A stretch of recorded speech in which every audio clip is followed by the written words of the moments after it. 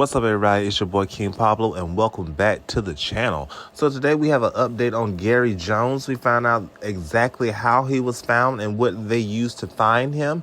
We're going to get into this video clip, and I'll come back with my commentary. We come up on 4:30. So there's a specialized team out of Wisconsin that joined this search for Gary Jones over the weekend, and on Sunday, his body was finally found. You may remember Jones and his fiancee, Spelman instructor Joycelyn Wilson, disappeared on the lake back on February 8th.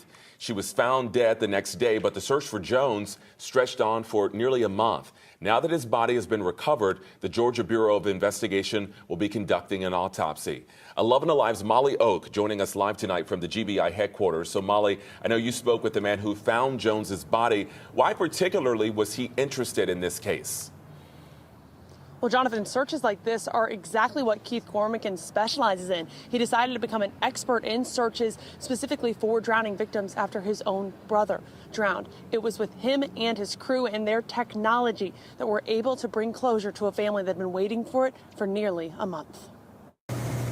Keith Cormican got the call to come to the lake last week. I'm the founder of Boosted Legacy, a nonprofit that specializes in searching for drowning victims.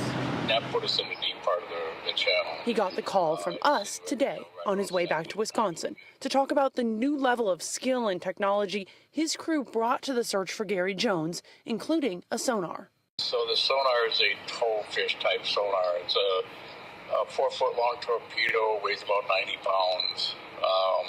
This was towed on a cable off the front of our boat and down into the water. Cormican says it creates images of what's in the water. But these towfish type sonars are very tough to use in underwater forests, which we knew that this lake had. Even so, after less than 2 days of searching, Cormican and his crew got a hit on Sunday. And then we deployed the ROV and found that it was Gary. That remote-operated vehicle has lights, camera, and its own sonar. We were able to grab a hold of him with a grabber arm on there and be able to bring him up. And be able to make the call to the family.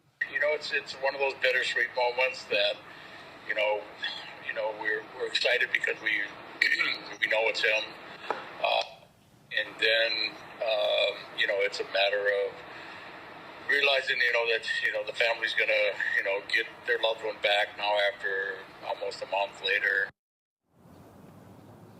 Now, we know Cormican and his crew were not the only ones in this nearly month-long search. The volunteer search team lead actually told me he believes more than a dozen different groups played a part in the search efforts. Going forward, the sheriff says after the GBI finishes up with the autopsy, he expects the case to be closed, calling it another tragic accident on the lake. Guys. Right. A lot of people spend a lot of time out there searching. Glad that it has all come to an end for that family. Thank you so much, Molly.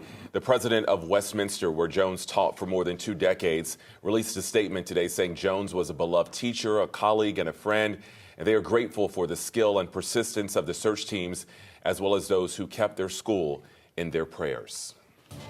All right, and we're back. So we find out, well, we already knew that the Wisconsin dive team found him. They got a hit within 2 days of getting down to Lake Oconee. They used a sonar torpedo, which weighs about 90 pounds. They drop it down into the water, and it takes pictures of what's down below. And that's when they got the hit of Mr. Jones. Mr. Keith, the person that is in charge of the Wisconsin dive team, he started the foundation after his brother died in a drowning.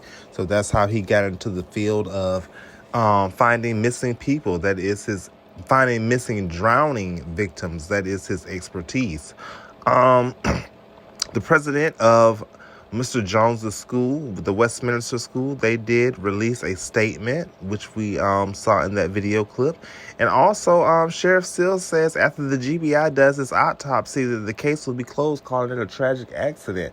And I have an issue with that, because how are you calling it a tragic accident and you don't explain what actually happened to Mr. Jones and Miss Wilson? What was the accident? That's what we're all trying to figure out, what happened on that boat. So you're going to declare the accident but not tell us what accident happened on the boat. Yeah, you guys, this is a weird story. We're still waiting on to find out what will be discovered in Miss Wilson's phone. We'll see if that sheds any light into this case. But for now, I'm going to check out of here. If I get any more information about Mr. Jones or Miss Wilson, I will bring you that information. It was being your boy Kyng Pablo. Please like, comment, and subscribe to the channel. All right, peace.